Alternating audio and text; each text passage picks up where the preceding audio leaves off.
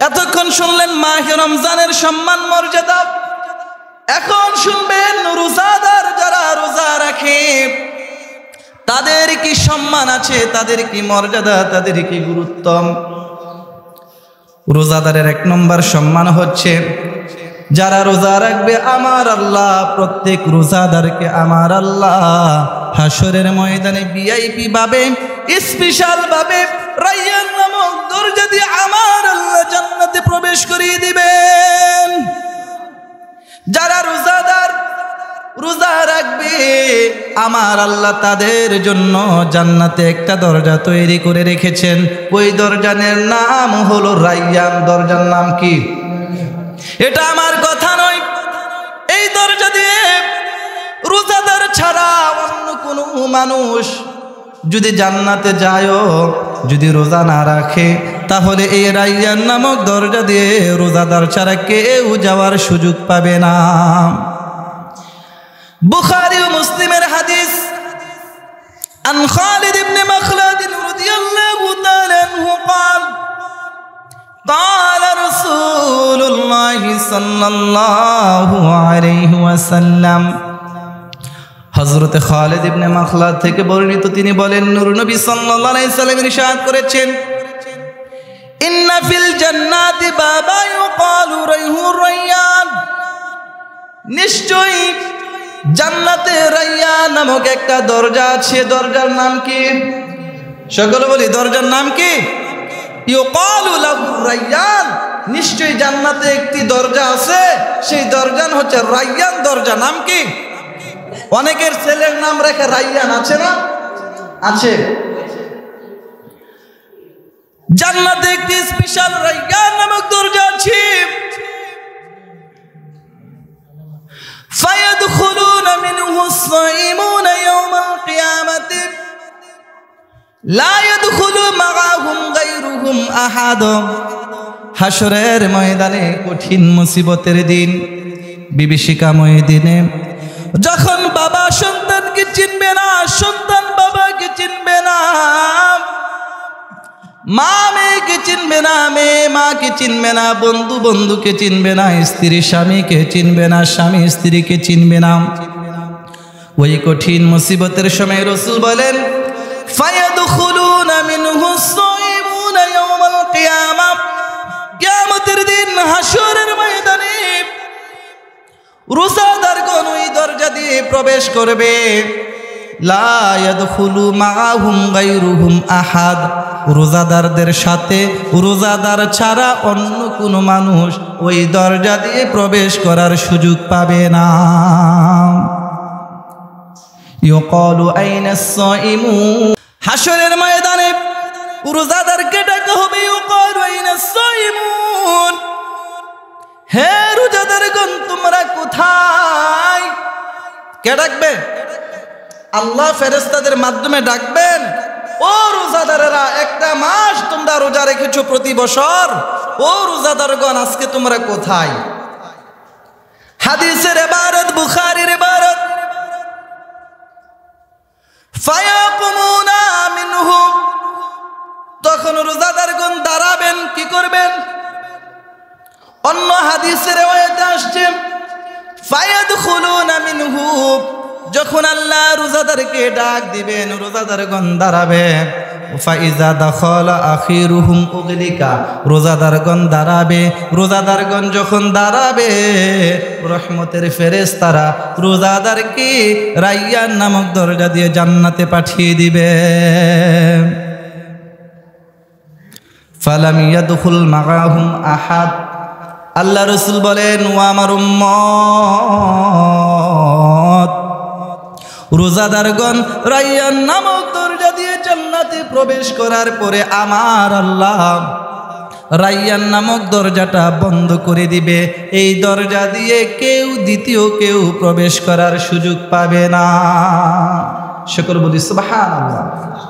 এখন আমরা রায়্যান নামক দরজা দিয়ে জান্নাতে যেতে চাই কি চাই না? চাই। তাহলে আমাদেরকে রোজা রাখতে হবে কি হবে না? তো আমরা যারা রোজা রাখবো অবশ্যই আল্লাহ রায়্যান নামক দরজা দিয়ে জান্নাতে যাওয়ার কি দিবেন? সুযোগ। এই হচ্ছে রোজাদারের একটা সম্মান মর্যাদা। রোজাদারের দ্বিতীয় যে সম্মান,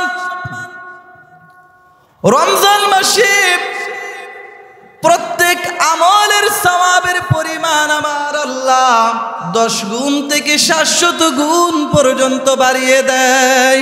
কত গুণ? অন্যান্য মাসে 11 মাসে যদি একটি আমল করেন ওই আমলের সওয়াবের পরিমাণ ফেরেশতারা 10 গুণ বাড়ায়। কত গুণ? 10 গুণ। আর রমজান মাসে যদি একটা আমল করেন ওই আমলের সওয়াব আল্লাহ 10 গুণ পর্যন্ত রাখে না, এটা 700 গুণ পর্যন্ত বাড়ায় দেয়। কত গুণ? এটা আমার কথা নয়, বুখারীর হাদিস। হযরত আবু হুরায়রা থেকে হাদিস আসছে, আল্লাহর রাসূল বলেন, কুল্লু আমাল ইবনে আদম ইউদাআফুল হাসানাতু 10 আমসালিহা ইলা 700 দিফিন। বনি আদমের রমজান মাসে নেকের আমলের পরিমাণ আমার আল্লাহ 10 গুণ থেকে 700 গুণ পর্যন্ত বাড়ায়া দেয়। কত গুণ? একটা আমল করলে এর সওয়াব 10 গুণ দিবে না, কত গুণ দিবেন? 700 গুণ পর্যন্ত বাড়াই দিবে। অর্থাৎ রমজান মাসে যেই ব্যক্তি একটা কোরআন খতম করবে তার আমল নামায় আল্লাহ 700 কোরআন খতমের সওয়াব দিয়ে দিবেন।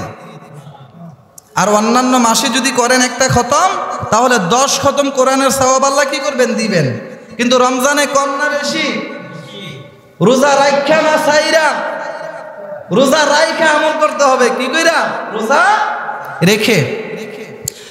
রোজাদারের তৃতীয় যে সম্মান, বাবারা, বন্ধুরা আমার, প্রত্যেকটা মানুষের সবচাইতে যেই প্রিয় মানুষ তিনি হচ্ছেন প্রিয়তমা স্ত্রী। কে? স্ত্রী। বাবা সন্তানকে ভালোবাসে, মোহাব্বত করে, মা সন্তানকে ভালোবাসে, মোহাব্বত করে। কিন্তু সন্তান যখন বড় হয়ে যায়, সন্তান যখন বিয়ে করে কিংবা বিয়ে হয়, তার স্ত্রীর চাইতে স্বামীকে কেউ বেশি ভালোবাসে না, আর স্বামীর চাইতে স্ত্রীকে অন্য কেউ বেশি ভালোবাসতে পারে না। ঠিক কিনা বলেন? যেই মেয়েটাকে এত আদর করতো, সোহাগ করতো, বিয়ে দেওয়ার পর দেখবেন স্বামী যেই পরিমাণ ভালোবাসে, একটু স্বামীর সাথে ঝগড়া করে যদি স্ত্রী বাবার বাড়িতে যায়, দেখবেন আগের মতো ভালোবাসাটা আর পাওয়া যায় না। ঠিক কিনা বলেন?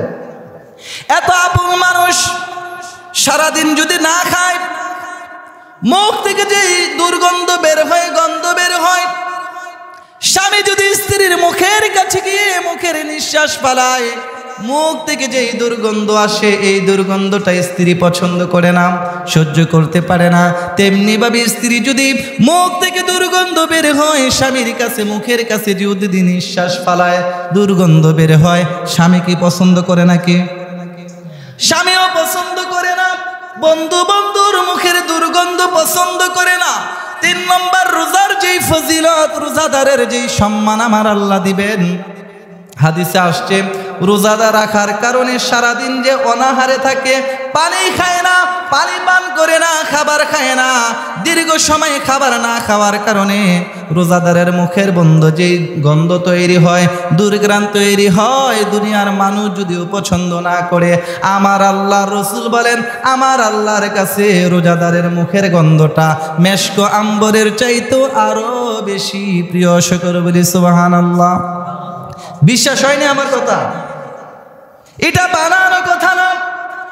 যারা আমারে চিনেন জানেন, আমার পিছনে কয়েক জুমা আদায় করেছেন, জানেন প্রত্যেকটা কথার ব্যাপারে আমি কোরআন হাদিস তাফসীর থেকে রেফারেন্স দিয়ে বলার চেষ্টা করি।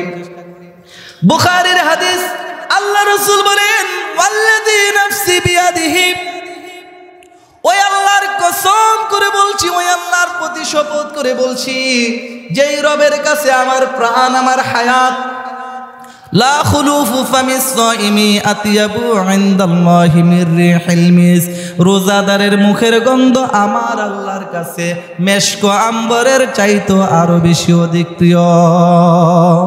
সকলে বলি সুবহানাল্লাহ।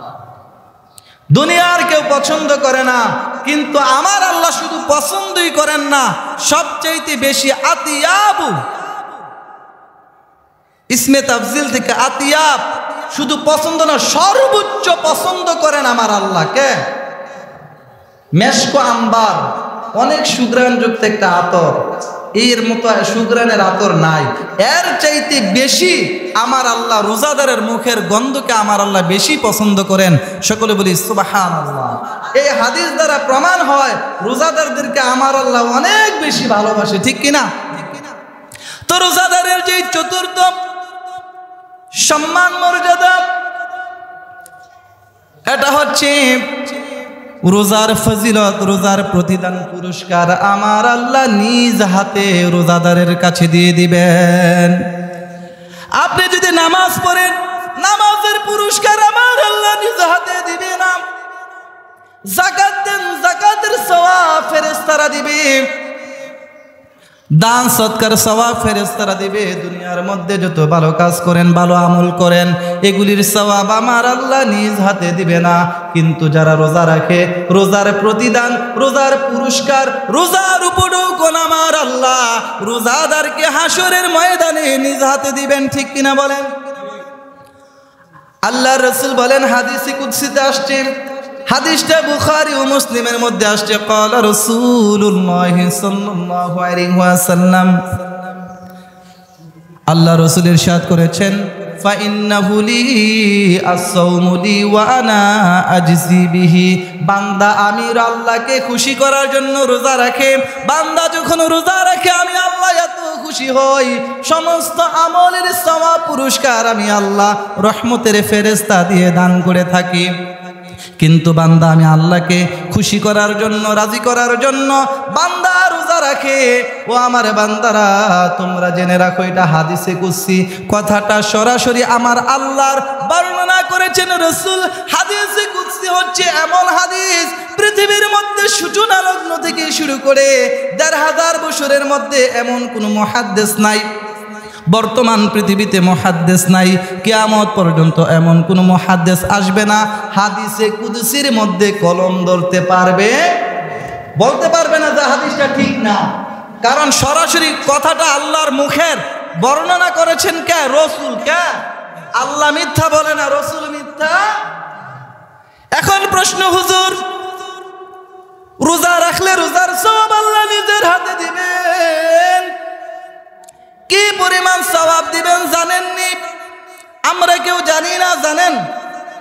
প্রধানমন্ত্রী যদি বলে শব্দুলপুরে এমক ব্যক্তিটা আমার প্রিয় মানুষ, পছন্দের মানুষ, মোহাব্বতের মানুষ, মেম্বার চেয়ারম্যান দিয়ে, এমপি মন্ত্রী দিয়ে সহযোগিতা করে, সাহায্য পাঠায়। প্রাইম মিনিস্টার যদি বলে এই ব্যক্তিটাকে আমি মোহাব্বত করি, পছন্দ করি, ও আমার বাংলাদেশের নাগরিক, তুমি আমার সাথে পার্সোনাল ভাবে দেখা করবা, আমি তোমাকে উপহার দিব। কি দিব? তাহলে বোঝা যায় যে উপহারটা মেম্বার চেয়ারম্যান এমপি মন্ত্রী দিয়ে দেওয়া হয় না, প্রধানমন্ত্রী নিজে দিবেন। তাহলে বোঝা যায় উপহারটা, পুরস্কারটা ছোট না অনেক বড়, ঠিক নেই? তা আল্লাহ যেহেতু নিজ হাতে পুরস্কার দিবেন, কি পরিমাণ পুরস্কার দিবেন কেউ তো জানে না। এই হাদিসের ব্যাখ্যায় পৃথিবী বিখ্যাত যত বড় বড় মাপের মুহাদ্দিস ছিলেন, যারা হাদিসের সরা লিখেছেন, ব্যাখ্যা করেছেন, এই হাদিসের ব্যাখ্যায় রেখেছেন আল্লাহ রোজাদারকে কি পরিমাণ নেক দিবেন দুনিয়ার কেউ জানে না। তারা ব্যাখ্যা লিখেছেন, হাসরের ময়দানে যতক্ষণ পর্যন্ত রোজাদার খুশি হবে না, ততক্ষণ পর্যন্ত আমার আল্লাহ রোজাদারের আমল নামায় নেক দিতেই থাকবে। সকলে বলি সুবহানাল্লাহ। যতক্ষণ বান্দা খুশি হবে না ততক্ষণ আল্লাহ নেক দিবেন। কি পরিমাণ দিবেন এটা কে জানে? রসুলও বলেন নাই, রসুলকে আল্লাহ বলে যান নাই। যার কারণে পৃথিবীর কোনো মুহাদ্দিস, মুফাসসির, শাইখুল হাদিস, স্কলার, কোনো পীর সাহেব বলতে পারবে না। তারা ব্যাখ্যায় লিখেছেন কি পরিমাণ সওয়াব দিবেন কেউ জানে না। জানে কে? যতক্ষণ রোজাদার খুশি হবে না ততক্ষণ পর্যন্ত আল্লাহ সওয়াব দিতেই থাকবে। কি চাও বান্দা? তুমি আমার কথা মোতাবেক চলেছো, আজকে কি চাও? যা চাও তাই দিব। তুমি চাও কি চাইবা? তারপর খুশি হও। সকলে বলি সুবহানাল্লাহ। রোজাদারের আরেকটা ফজিলত, রোজাদারের জন্য রয়েছে দুইটা ঈদ। কয়টা? বুখারীর হাদিস, আল্লাহ রাসূল ইরশাদ করেছেন, লিস-সাইমি ফারহাতান ফারহাতুন ইনদা ফিতরিহি ওয়া ফারহাতুন ইনদা লিকাই রাব্বাহ। আল্লাহ রাসূল বলেন রোজাদারের জন্য দুইটা ঈদ। কয়টা? ফারহাতানে, দুইটা ঈদ, দুইটা আনন্দের সময়। ফারহাতুন ইনদা ফিতরিহি, সারাদিন রোজা রাখার পরে যখন মাগরিবের পূর্বে ইফতার সামনে নিয়ে বসে, ইফতারের সময়টা রোজাদারের জন্য আনন্দের সময়। বাংলায় যে বলে আনন্দ, এটাকেই ইংরেজিতে আরবিতে বলা হয় ঈদ। সারাদিন রোজা রাখার পরে যখন ইফতার সামনে থাকে, আপনারা কি বেজার হন না খুশি হন? ফারহাতুন ইনদা ফিতরিহি, ইফতারের সময় রোজাদারের জন্য একটা আনন্দ মুহূর্ত, ঈদের মুহূর্ত হচ্ছে রোজাদার খুশি হয় ইফতারের সময়। ওয়াফারহাতুন ইনদা লিকাই রাব্বাহ, আরেকটা ঈদ, আরেকটা খুশি আল্লাহ জমা রাখে। কি রাখে? এটা আল্লাহ স্পেশাল ভাবে জান্নাতে প্রবেশ করার পরে আমার আল্লাহ ইনদা লিকাই রাব্বাহ, সরাসরি রোজাদারদেরকে আমার আল্লাহ জান্নাতে সাক্ষাৎ দিবেন। কি দিবেন? সাক্ষাৎ দিবেন। কোথায়? আমরা প্রত্যেক দিন রোজা রাখি, সন্ধ্যার সময় খুশি হই, ঈদে আনন্দের সময় ইফতার করি। আরেকটা রোজাদারের জন্য ঈদের সময় আছে কি, যখন রোজাদারকে আল্লাহ জান্নাতে সরাসরি দেখা দিবেন, তখন কি এটা আনন্দের সময় না কান্নার সময়? এর চাইতে বড় আনন্দ হইতে পারে?